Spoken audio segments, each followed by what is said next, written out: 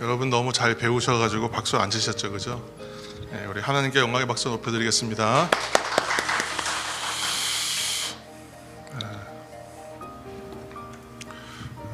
우리가 주님이 가르쳐 주신 기도, 주기도에 대해서 우리가 묵상하면서 오늘이 이제 이 세 번째 시간이 되었습니다. 지난 시간 동안에 우리의 기도의 대상이 되시는 분이 계시는데 그분이 하나님이시고 그분이 우리 아버지 되시며 또 그 하나님을 우리 아버지로 고백하는 신앙의 공동체요 그리스도의 공동체가 바로 우리 교회고 성도다, 이렇게 함께 나누어 갔습니다. 그리고 하나 되고 또 하나 되어가는 교회와 성도는 하나님을 하나님 되시게 잘 대접하는 것이 필요하다. 그리고 그 하나님의, 달리 말하면 하나님의 영광과 명예를 위하여 살기를 간구하는 것이 우리 주기도의 내용 중에 시작하는 부분이었다, 이렇게 말씀드렸습니다. 그래서 전반부의 앞선 부분에는 이제 세 가지의 간구가 있고 그것이 모두 하나님을 향한, 하나님을 위한 간구였고, 우리가 이를 통해서 우리는 하나님의 관심이 어디에 있으신지, 하나님의 뜻이 어디에 있는지를 발견할 수 있게 된다, 이렇게 말씀했습니다. 마태복음 6장 33절 말씀 한 절 읽겠습니다. 마태복음 6장 33절, 잘 아는 말씀입니다. 너희는 먼저 그의 나라와 의를 구하라. 그리하면 이 모든 것을 너희에게 더하시리라. 아멘. 여러분, 이 말씀을 이제 좀 받아들일 때 어떻게 더 받아들이시는지 모르겠습니다만 조금 새로우실 것 같아요. 우리가 주기도문 묵상해 왔는데 그 주기도문의 이제 앞부분을 우리가 지금 말씀을 읽을 때 좀 새롭잖아요. 왜냐하면 계속 그 말씀을 3주째 새겨가고 있으니까. 그리고 우리가 묵상해온 주기도와 마치 이렇게 한 쌍을 이룬 것 같아요. 질문과 대답처럼 꼭 이렇게 둘이 이제 합의되는 말씀인 것 같지 않습니까? 오늘이 이제 그 세 번째 시간인데 함께 한번 선포하며 시작하겠습니다. 나라가 임하시오며, 한 번 더 하겠습니다. 나라가 임하시오며, 나라가 임하시오며, 아멘.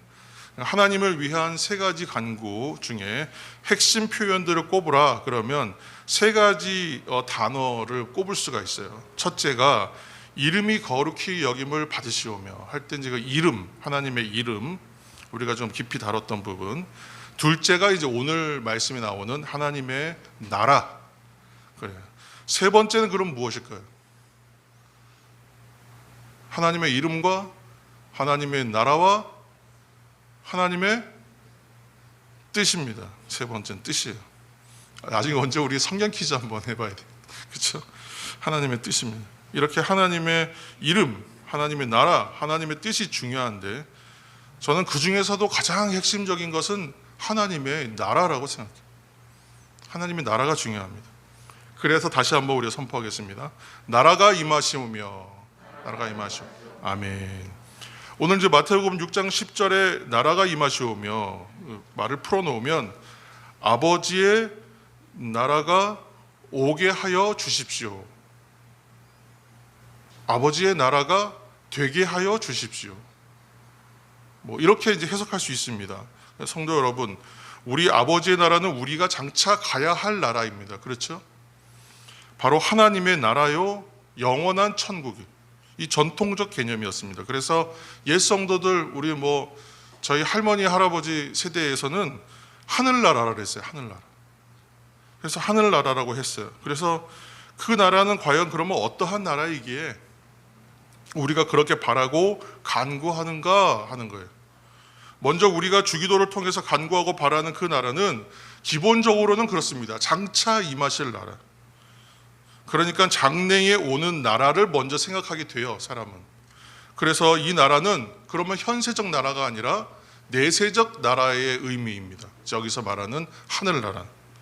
우리가 어렸을 때, 제가 어렸을 때 그래요. 교회 학교에서도 하나님 나라는요, 지금 보는 것이 아니라 그랬어요. 장차 죽어서 가는 곳이 하나님 나라라 그랬어요. 그래서 하늘나라는 내가 죽어서 가는 곳이구나, 이렇게 생각했단 말이에요. 그렇다면 예수님 당시에 유대 땅에 있었던 백성들은 그러면 하나님 나라라고 얘기했을 때 어떻게 생각했을까? 마태복음 21장에 보면 우리가 이제 금요 찬양 기도에 오신 분들은 그 말씀을 잠깐 나눴지만 마태복음 21장은 예루살렘에 입성하시는 예수님, 이제 안식일을 맞아서 예수님을 향해서 안식일을 맞이해서 모여든 모든 백성과 군중들이 예루살렘에 입성하시는 예수님을 향해서 정말 열렬히 환호했어요. 저는 이 열광적으로 환호했다는 말이 약간 과장적 표현이라고 생각했거든요. 그런데 기록을 보고 기록을 찾아보면 볼수록 대단하게 열광했다. 특히 이제 요한복음 말씀 기준으로 하면 죽은 나사로를 살리신 것을 사람들이 알았거든요. 그래서 사람들의 열광은요 굉장히 컸습니다.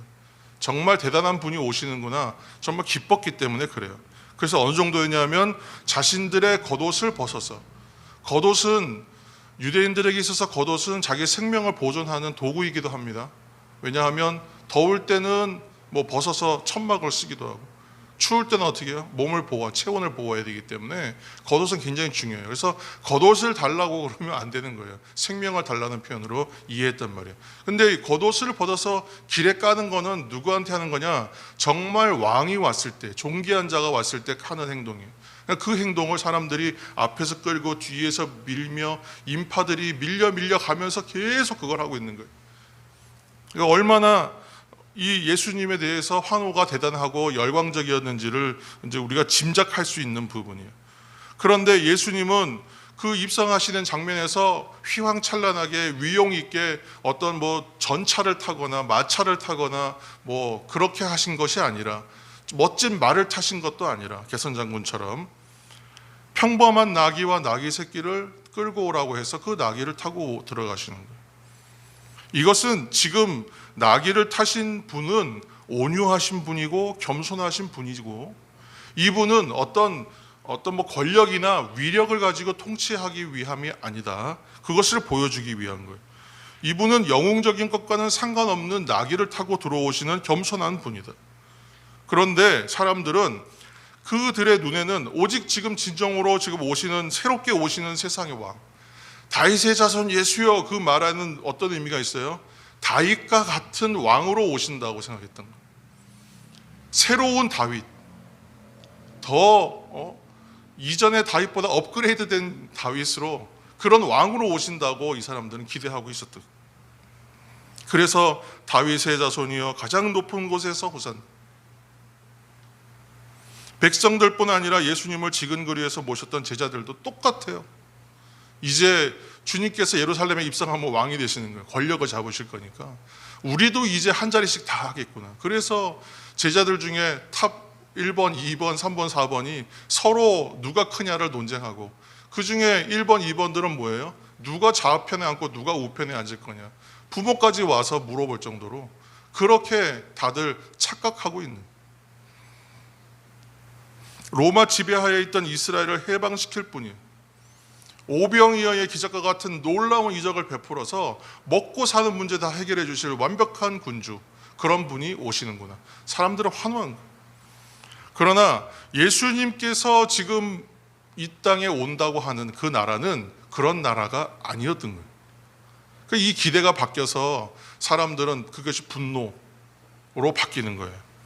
자, 요한복음 18장 36절의 말씀 한 절 읽겠습니다. 요한복음 18장 36절. 예수께서 대답하시되 내 나라는 이 세상에 속한 것이 아니니라. 만일 내 나라가 이 세상에 속한 것이었더라면 내 종들이 싸워 나로 유대인들에게 넘겨지지 않게 하였으리라. 이제 내 나라는 여기에 속한 것이 아니니라. 아멘. 이 말씀은 빌라도 법정에서 예수님께서 하신 말씀이에요. 빌라도의 신문에 대하여 말씀하신 말씀. 이 세상에 속한 것이 아니라 지금 당신들이 얘기하고 너희가 기대하는 그 나라와는 차원이 다른 그러한 나라이다 라고 얘기하는 거예요. 그래서 우리는 그 나라를 가리켜서 먼 곳에 있는 나라요, 장차 언젠가 내가 죽어서나 갈 수 있는 막연한 먼 곳에 있는 그런 나라, 그래서 하늘나라, 하늘나라라는 멀다는 뜻이잖아요. 지금 여기와는 상관없는 다른 차원에 있는 나라, 이렇게 생각한 거예요. 그런데 이 말 자체가 우리가 오해하기 쉬웠던 거예요. 왜냐? 어떤 제한된 장소나 공간으로 이해하는 거예요. 다른 차원, 다른 공간, 다른 시간대에 있는 어느 나라, 이렇게 생각했던 거예요. 그러니까 이해가 전혀 다른 쪽으로 갈 수밖에 없어요. 그 나라를 찾을 수가 없어요. 찾을 수가 없으니까 이해할 수가 없다는 얘기잖아요. 그러나 우리가 아버지 하나님에 대하여 나눌 때 하늘에 계신 우리 아버지, 그렇게 기도했잖아요. 하늘에 계시다 할 때 그 하늘은 어떤 하늘이었냐면 그냥 하늘이 아니라 하늘들이라고 그랬잖아요.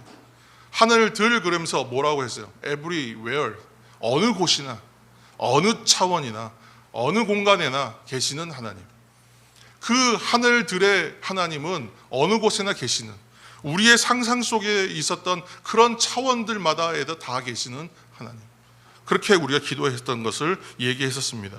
그래서 여기서 말하는 하늘나라 그러면 하늘은 특정하고 막연한 곳이 아니라 어느 곳이나, 우리가 그 찬송가 우리가 고백할 때 있잖아요. 438장 우리가 3절, 그 어디나 하늘나라, 어디가요? 내 주 예수 계신 곳이 그 어디나 하늘나라.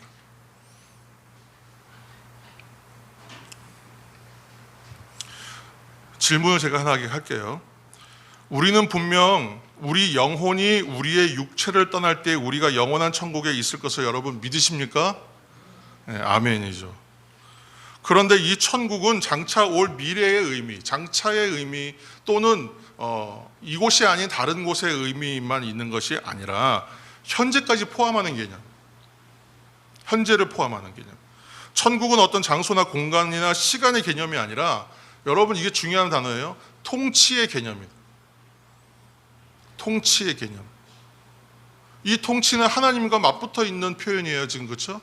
그러면 하나님은 시간들에 지배받지 않으시는 거죠. 제한되지 않죠. 시간을 초월한. 두 번째는요, 장수도 초월한, 공간 초월이에요. 차원 초월하세요. 그래서 하나님을 초월적인 하나님이라고 말하는, 그 하나님의 나라. 왜 그 하나님의 나라가 먼 어떤 다른 차원의 장래에 우리가 죽어서만 가는 하나님 나라라고 우리가 생각해야 되는가? 그렇지가 않다는. 많은 설교자들의 설교, 제가 후배들이나 선배들의 그 선배 목사님들의 설교를 모니터를 많이 했었거든요. 그런데 얘기도 들어보면 다 죽어서 가는 거라고 얘기해, 하나님 나라를. 지금도 잘못된 이해예요. 그렇게 생각하면 안 된다는 거예요. 왜 찬송은 내 주에서 모신 것이 그 어디나 하나님 나라라고 해요. 하나님 나라가 아닌데 주님을 모셨으니까 하나님 나라처럼 산다는 거예요? 아니에요. 하나님 나라라니까요. 제가 화난 거 아닙니다. 하나님 나라는 주님이 통치하시는 상태를 말하는 거예요. 그래서 주님께서 나를 통치하시고 다스리십니다, 인정하면요, 거기 하나님 나라예요. 왜 그것을 우리가 착각하는지 모르겠어요. 이해를 위하여 신학자의 이야기 하나만 끌고 올게요. 신학자 중에 오스카 쿨만이라고 하는 유명한 신학자가 있어요. 근데 이분이 이제 그리스도인을 설명할 때 뭐라고 했냐면, 영어로 하면 그래요. already but not yet 그랬어요. 그러니까 이미와 아직의 개념이에요. 그러니까 이미와 이미 그러나 아직이라는 표현이에요. 이게 무슨 얘기냐 하면, 오스카 쿨만이 이 전체적인 하나님의 만들어진 창조 안에 있는 시간을요, 영원한 시간이라 그랬어요. 영원한 eternal now라 했어요. 영원한 현재를 우리는 사는 시간. 하나님의 시간대가 영원할 거 아니에요? 우리는 뭐 100년, 120년 많이 살아야 그 기간 살겠지만 하나님의 역사와 시간대는 무한하잖아요. 이 영원한 시간대를 크게 신학적으로 4개로 분류했어요. 뭐냐 하면 첫 번째는 창조, 그리고 중요한 사건이 뭐예요? 타락, 그리고 세 번째 중요한 사건이 구속, 그리고 네 번째 시간이 완성이에요. 이렇게 4개로 나눴어요, 이해를 위해서. 그렇다면 우리가 지금 어디까지 와 있습니까? 창조와 타락을 지나 구속을 경험했죠. 예수님께서 이 땅에 오셔서 성육신하여 오셔서 십자가에서 죽으시고 다시 부활하셔서 승천하시기까지 과정, 구속의 과정을 겪었잖아요. 그럼 이제 남은 건 뭐예요? 완성이에요, 완성. 그래서 하나님 나라는 이미 우리에게 임하여 있고, 주님이 오심으로, 그리고 그 하나님 나라는 장차 어떻게 돼요? 완성될 거라고 얘기하는 거예요. 하나님 나라의 개념을 이렇게 이해하는 거예요.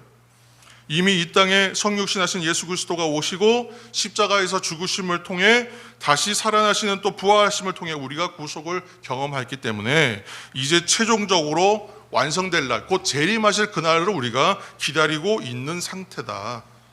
이러한 관점에서 이미 하나님 나라는 임했다라는 거예요. 그러나 아직 완성되지 않은 하나님 나라예요.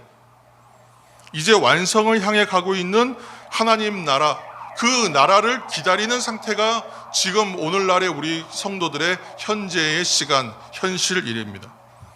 그래서 지금 우리는 하나님 나라를 살고 있습니까? 아닙니까? 살고 있어요. 하나님 나라에 대한 말씀, 예수님께서 하신 말씀 한 곳 더 보겠습니다. 누가복음 17장 20절에서 21절입니다. 누가복음 17장 20절에서 21절 말씀 함께 읽겠습니다. 바리새인들이 하나님의 나라가 어느 때에 임하나이까 묻거늘 예수께서 대답하여 이르시되 하나님의 나라는 볼 수 있게 임하는 것이 아니요 또 여기 있다 저기 있다고도 못하리니 하나님의 나라는 너희 안에 있느니라. 아멘.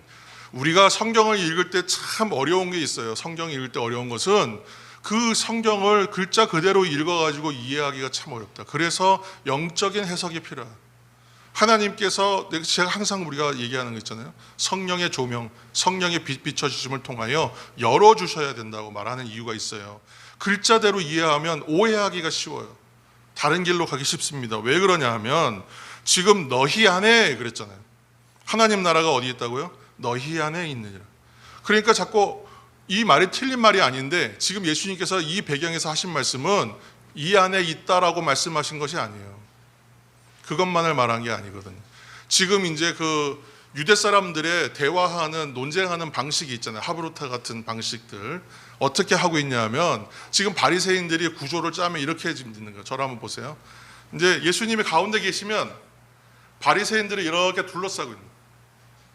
그리고 질문하는 거예요. 질문과 대답, 질문과 대답, 질문과 대답, 질문과 대답 이렇게 하고 있는 거예요 지금. 그러니까 예수님께서 하나님 나라는 볼 수 있게 임하는 것이 아니요 여기 있다 저기 있다 하도 못한다. 하나님의 나라는 너희 안에 있다. 너희 가운데 있다. 무엇을 말씀하시는 거예요? 그러면 얘기가 달라집니까? 여러분 생각을 해보셔야 돼요. 지금 너희 안에라는 말은 다른 성경 해석을 보면 너희 가운데가 맞다라고 그래요. 해석이. 그러면 둘러싸고 있는 사람 앞에서 예수님이 너희 가운데 있다 이 얘기는 어디 있다는 거예요? 예수님께 있다는 거예요. 예수님. 예수님이 하나님 나라다. 너희 가운데에 있는 바로 그가 하나님 나라다. 지금 앞에 있는 예수님이 하나님 나라다라고 얘기하는 거예요. 그를 인정하고 믿음으로 받아들이고 그의 통치를 인정하는 사람이 있는 곳, 그곳이 하나님의 나라가 이루어지는 곳이다. 너희 가운데에 지금 있다. 하나님 나라가 여기 임했다라고 지금 말하고 있는 거예요. 그러니까 실제로 보여주신 거예요. 하나님 나라가 임함을. 그리고 이제 예수님이 안 계시지만 그것을 인정하는 사람들에게는 하나님 나라가 펼쳐지는 거예요. 이렇게 이해해야 되는 거죠. 오늘 부른 438장 찬송, 여러분 이 말씀이 맞아요. 찬송 가사를 그런 의미로 썼는지는 잘 모르겠지만 그 말이 너무나 잘 맞는 말이에요. 내 주 예수 모신 곳이 그 어디나 하늘나라. 아멘. 진짜 이거 아멘 해야 돼요. 주님이 계신 곳에, 주님이 통치하시는 곳은 이미 하나님의 나라가 임했다라는 거예요. 이처럼 이 하나님 나라를 바실레이아라는 단어를 씁니다. 하나님의 나라 또는 하나님의 왕국이라는 의미예요. 바실레이아는. 그런데 하나님의 왕국이라고 왜 지금 제가 또 말을 같이 좀 혼용해서 쓰냐 하면 왕 대신 주님을 믿고 왕 대신 주님의 통치를 받고 있다라고 인정하는 것이 필요하기 때문에 그래요. 그때는 어떻게 해요? 우리가 하나님 나라를 살고 있습니다가 이해가 좀 더 쉽거든요. 그래서 이 나라는 지금 우리가 살고 있고 점진적으로 확장돼요. 이전에는 예수를 믿지 않던 우리가 또는 내가 예수님을 믿고 인정하는 사람이 되고 성도가 되고 하나님의 제자가 되고 백성이 되어 감에 따라 하나님의 나라는 점진적으로 확장되어 가고 있는, 또 완성되어 가고 있는 것을. 그러므로 나라가 임하시오며, 이 말은요, 이미 임하신 하나님의 나라가 더 확장되게 하시고 더 완성되게 하여 주옵소서 하는 간구의 기도가 되는 것입니다. 우리가 이렇게 하면 돼요. 함께 따라해 보실게요. 우리가 더 하나님 나라 되게 해 주시옵소서. 아멘, 아멘. 근데 우리가 더 하나님 나라 되게 해달라는 간구가 이 주기도문 안에 있는 나라가 임하시오며, 더 분명하고 구분되고 명확하고 확실한 하나님 나라로 우리가 살게 하여 주시옵소서 하는 간구의 기도가 됩니다. 왜 그런가 하면 하나님 나라의 완성을 향해 가는 간구라 그랬잖아요. 중세 최고의 신학자 중에 한 사람이라고 불리는 성 어거스틴이 있는데, 어거스틴의 저작 중에 12년인가 동안에 쓴 책이 한 권 있어요. 그게 하나님의 도성이라는 책이에요. 신학생들은 읽어야 되는 필독서예요. 저도 학부 때 읽었는데 기억이 잘 안 나요. 그런데 대목이 기억나는 제목은 하나 있어요. 그건 뭐냐면 이 세상을 두 개의 나라로 생각해요. 거긴 도성이라고 그랬거든요. 그래서 하나는 하나님의 도성과 사단의 도성, 하나님의 나라와 세상의 나라, 이렇게 두 개의 구분으로 보는 거예요. 그래서 하나님의 도성과 이 땅의 도성, 하나님의 나라와 사탄의 나라가 있다, 이렇게 구분하는 거예요. 그래서 하나님의 도성이라는 책은 두 개의 나라로 구분해요. 그래서 하늘의 도성은 어떠냐 하면 이곳에 사는 사람들은요, 자기를 부인하는 사람들, 그리고 누구를 자랑하냐면 하나님을 자랑하는 사람.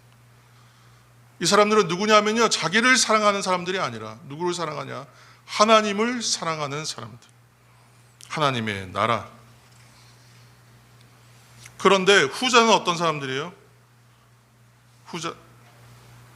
사탄의 나라는 자기를 사랑하는 사람들, 하나님을 경멸하고 멸시하고 인정하지 않고 세상을 사랑하는 사람들, 땅의 것들에 집중하는 사람들을, 그 사람들은 사탄의 나라, 이렇게 구분했다는 거예요. 그런데 하나님 나라를 사는 사람들은 어떻게 바뀌는 거예요? 그러면 하나님 나라가 오게 하여 주시옵소서 기도하는 사람들은 어떻게 바뀌겠어요? 하나님의 나라를 사는 사람들이겠죠. 하나님의 나라를 사는 사람들은 어떤 사람들이에요? 자기를 부인하는 사람들, 하나님의 나라를 존중하고 그 나라의 백성이여 시민 되기를 구하고 그 나라가 이루어지게 하여 주옵소서 기도하는 사람은 어떻게 사는 사람이에요? 하나님을 사랑하는 사람들. 그 사람들 어떤 사람이라고요? 하나님을 자랑하는 사람들. 이전에는 내가 나를 다스려요. 나 중심이에요. 무조건 나예요. 그랬는데 이제는 하나님의 아들 예수 그리스도를 나의 왕으로 모시기로 결심하는 거예요. 이것을 달리 말하면 회개라고 말하는 거예요. 나의 주인을 바꿔버리는 거예요. 회개는 방향성을 바꾸는 거예요. 큰 의미에서. 그렇기 때문에 회개는 단지 내 죄를 고백하고 나열하는 것이 아니라고 말씀드렸죠. 결국은 방향을 바꾸는 거라 했잖아요. 이쪽 편에서 이쪽 편으로 전환하는 거예요. 그게 회개. 그래서 회개는 뭐예요? 다시 주님께서 말씀하시는 자리에서 확인한 다음에 내가 이 방향으로 안 살고 있으면 바꾸는 거예요. 그게 회개예요. 돌이키는 것. 슈브, 시브리어로 말하면 돌이키고 돌아가는 것. 그러면 어떻게 해요? 하나님도 나를 향해 오신다. 그렇게 말하고 있거든요. 조금 복잡하게 오늘 얘기했는데 이미 결론에 도달했습니다. 나라가 임하시오며 하나님의 나라가 오게 하게 하시옵소서 하는 간구는 그럼 어떤 간구이겠는가? 이 고백이 우리의 자리로 와야 돼요. 이제 자, 지금까지는 풀어놓은 거예요. 자, 이 고백을 가지고 와서 나의 고백으로, 우리의 고백으로 갖고 오면 이 말은 어떤 말이 되냐면 내가 성도로서 삶을 어떻게 살겠는가 하는 결단의 기도가 되는 거예요. 주님이 가르쳐주신 기도 안에는 많은 의미가 감춰져 있어요. 주기도문을 10,000번을 해도요, 그 의미가 잘 몰라요. 그래서 성령의 조명과 은혜가 필요합니다. 성령께를 보내시는 이유가 있어요. 예수님께서 보혜사 성령을 보내시는 이유는 알라는 거예요. 그래서 제가 새벽에도 잠깐 말씀드렸지만 세상은요, 그리스도를 아는 것과 알지 못하는 것, 교회를 아는 것과 알지 못하는 것으로 세상은 구분되게 되어 있어요. 하나님을 아는 사람들과 그렇지 못한 사람들로 구분돼요. 하나님의 나라를 아는 사람들과 그렇지 않은 사람들로 구분되는 거예요. 이것이 믿는 자와 믿지 않는 자의 구분이에요. 아느냐 알지 못하느냐의 싸움 속에 있어요. 그렇다면 아는 사람들의 몫은 무엇일까요? 알게 하는 것이죠. 알게 하는 것. 알게 하기 위해서 어떻게 하겠습니까? 알게 하기 위해서 알려야 되는 거죠. 그러기 위해서 뭘 해야 돼요? 두 나라가 있다면 어느 나라에 속하는지 소속을 확실하게 구분하게 하는 것이죠. 그곳에서 내가 그 나라의 시민답게, 하나님의 백성답게, 하나님의 나라를 사는 사람답게 자부심과 명예를 가지고 살아가는 거예요. 그러면 저 나라 사람들은 다르구나.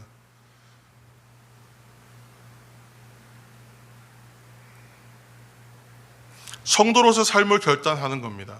나 중심으로 살던 삶을 회개하고 돌이키는 거예요. 그래서 하나님 도성에도 한 발, 땅의 도성에도 한 발, 양쪽에 걸치고 사는 것이 아니라 한쪽으로 가야 돼요. 그래서 중간지대가 없어요. 성도의 삶은 회색지대라는 게 필요하고 존재하지가 않아요. 그래서 내 삶의 자리의 경계를 명확하게 하겠다는 기도의 결단이 바로 이 기도 가운데 있는 거예요. 나라가 임하시오며. 그 나라에 사는 사람이고 그 나라를 사모하는 사람으로서 이 기도 할 수 있어요. 나라가 임하시오며. 그러나 그렇지 않은 사람은 이 기도를 무겁게 해야 돼요. 어려운 기도예요. 주기도문. 어렸을 때 그냥 암송하면 샤프도 선물 주고 그랬기 때문에 외우면 되는 줄 알았어요. 그런데 외우는 것으로 끝나지 않더라. 이 시간에도 임하시는 하나님의 나라, 지금도 우리가 만나고 살아가는 나라이기 때문에 주기도문으로 기도할 때마다 성도의 삶의 태도와 자세를 우리가 점검하게 되는 것입니다. 말씀 한 절 우리가 더 읽겠습니다. 마태복음 11장 28절 말씀입니다.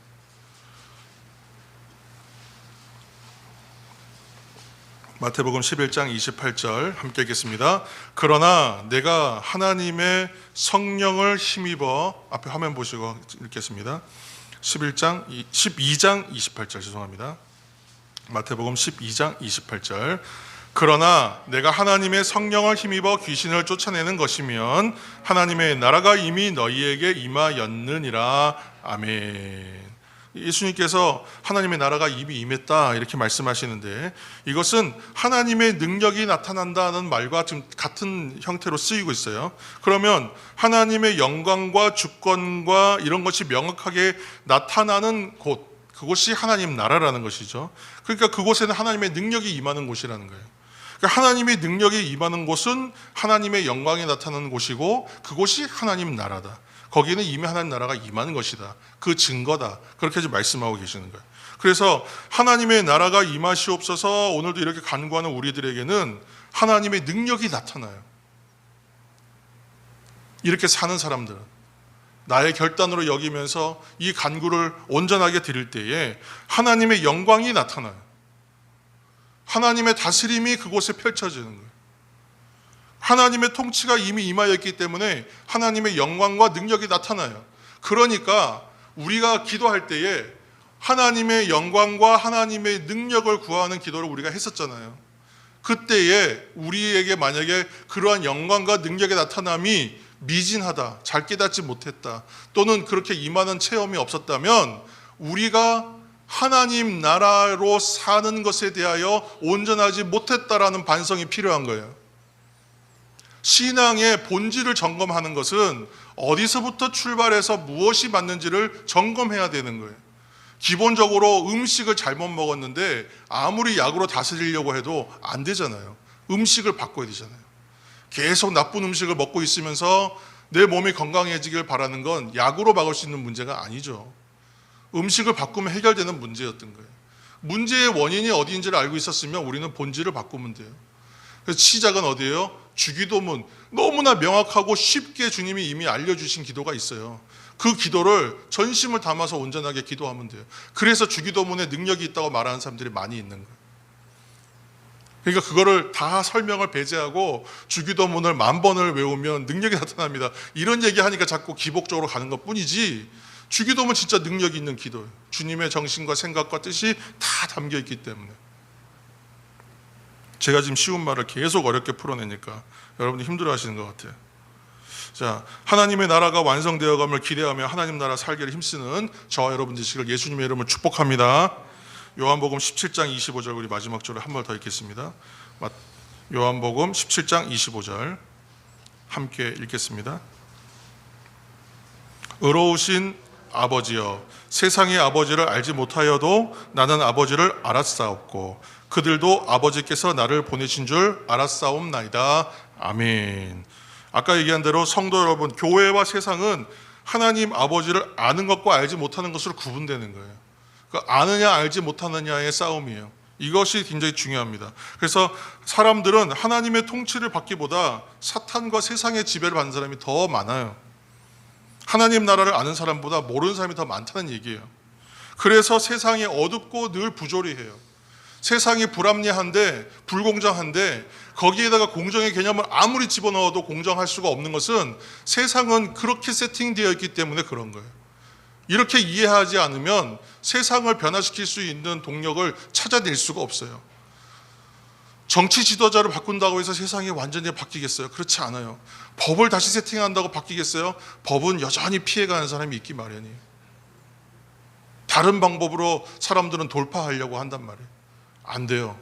안 되는 거예요. 그런데 그날이 오고 있어요.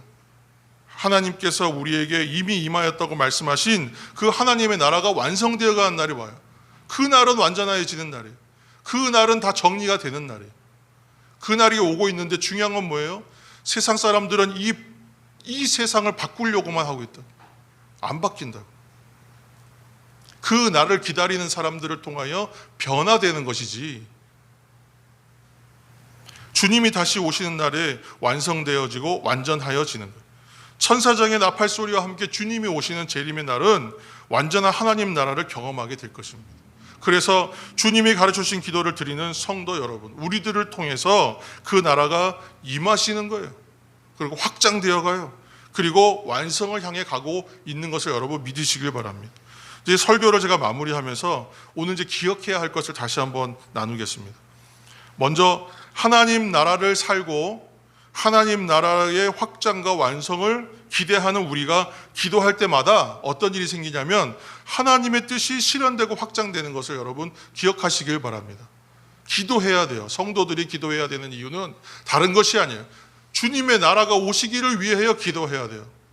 주님의 나라가 오시기라고 기도하는 것은 장차 있는 하나님의 나라가 언젠가 임하시겠지 하는 기도가 아니라 지금 하나님의 나라가 임하였다는 것을 우리가 선포하는 기도, 그리고 그 나라가 확장되어 간다는 것을 우리가 이야기하는 기도, 그리고 그 나라가 완성될 것입니다 라고 우리가 그것을 선포하는 기도, 이것을 세상이 알도록, 우리가 알고 세상이 알도록 그렇게 하는 기도가 주기도문이라는 것을 여러분 기억하시길 바랍니다. 또한 두 번째로 늘 드리는 말씀이지만 복음 전파의 사명이 우리 가운데 있어요. 하나님의 나라는 기도하는 성도, 또 성도 되어가는 우리들을 통해서 어떻게 돼요? 장차 우리들처럼 다른 사람들을 우리처럼 만들어내는 그 일이 복음 전파의 사명. 우리가 그 선교적 사명이라고 그랬잖아요.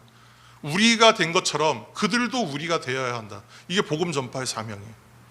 단지 무슨 하나님의 말씀을, 성경을 잘 풀어 암송해가지고 가서 전달해서 변화되기를 얘기하는 것이 아니라 삶을 하나님 나라로 사는 사람들이 많아지면 많아질수록 세상은 영향받게 되어 있어요.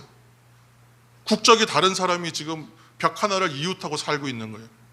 그러면 저 사람은 프랑스에서 온 사람인데 프랑스에서 사는 사람은 어떻게 사는 사람인가 사람들은 신기하게 바라보거든. 지금 그리스도인의 삶이 그래요. 하나님 나라를 사는 사람들, 시민들의 삶이 그들에게는 생소하고 거부감이 있을 수 있어요. 그러나 선호하고 선망하는 삶이 되어야 돼요. 그게 복음 전파의 사명으로 사는 그리스도인의 삶입니다. 제가 얼마 전에 TV 프로그램에서 어떤 외국인이 한국에서 영주권 딴 것을 막 자랑하고 다니는 외국인의 이야기를 봤어요. 되게 재미있게 봤어요. 저희 아내하고 같이. 영주권을 땄는데 이 영주권을 자기가 소유했잖아요. 그래서 자기가 이 영주권을 소유하기까지의 이 나라에 살면서 이 대한민국이라는 나라에 대해서 역사부터 시작해서 문화, 자기가 살고 있는 삶의 자리와 배경에 대해서, 사람들에 대해서 정말 열심히 공부했더라고요. 영주권 따기 위해서 공부한 게 아니에요. 그 사람은 그냥 여기가 좋아서 공부한 거예요. 그리고 영주권까지 딴 거예요. 우리보다 어쩌면 한국의 역사에 대해 더 잘 알 수도 있어요. 자신이 사는 지역에 대한 이해가 더 뛰어날 수 있어요. 우리는 당연히 사니까 그런가 보다 하고 사는데, 여기에 처음 온 사람은 이 대구 서구 지역이 어떤 땅인가 하고 자세히 공부할 거 아니에요? 더 잘 알게 된다는 것이죠. 하나님 나라를 사는 우리들은 영주권이 아니라 하나님 나라의 시민권을 가진 사람입니다. 하나님 나라 시민권을 가진 사람은 대표성과 모범성을 가질 수밖에 없어요. 하나님 나라에 대해서 알아야 되고요. 하나님 나라를 사랑하는 사람이어야 돼요. 하나님 나라를 사는 사람으로서의 모습이 드러나야 되는 것이죠. 마태복음 5장 16절 말씀 한 절 더 읽겠습니다. 이같이 너희 빛이 사람 앞에 비치게 하여 그들로 너희 착한 행실을 보고 하늘에 계신 너희 아버지께 영광을 돌리게 하라. 아멘. 이 말씀이 율법의 말씀이 아니란 것을 여러분 기억하시길 바랍니다. 우리가 이렇게 살면 되는 것입니다. 사람들은 하늘나라 시민들을 보고 그 나라를 알게 됩니다. 아는 사람과 알지 못하는 사람의 구분이 있다고 그랬습니다. 이것이 이 땅을 나누고 있는 분기점인데, 사람들은 하나님 나라를 사는 시민들을 보고 그 나라를 알게 되는 거예요. 그리고 선망하게 되고 그들도 우리와 같이 우리가 되어갈 것입니다. 제가 사도 요한의 기도의 말씀을 제가 함께 선포할 때에 여러분들도 같이 선포해야 됩니다. 이 말씀을 선포하면서 설교를 마치고자 합니다. 요한계시록 22장 20절 말씀입니다. 함께 선포하겠습니다. 이것들을 증언하신 이가 이르시되 내가 진실로 속히 오리라 하시거늘 아멘. 주 예수여 오시옵소서. 마라나타. 아멘. 기도하겠습니다.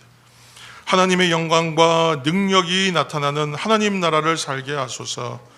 이미 우리에게 임하신 하나님 나라를 살게 하여 주소서. 장차 완성될 하나님의 나라를 위해서 살게 하여 주옵소서. 우리가 빛과 소금으로 살아감으로 인해 하나님 나라는 확장될 줄 믿습니다.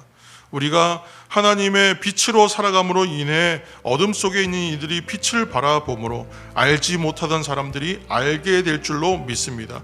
깨닫게 될 줄로 믿습니다. 다 함께 우리가 되게 하여 주옵소서. 예수님의 이름으로 기도합니다. 아멘.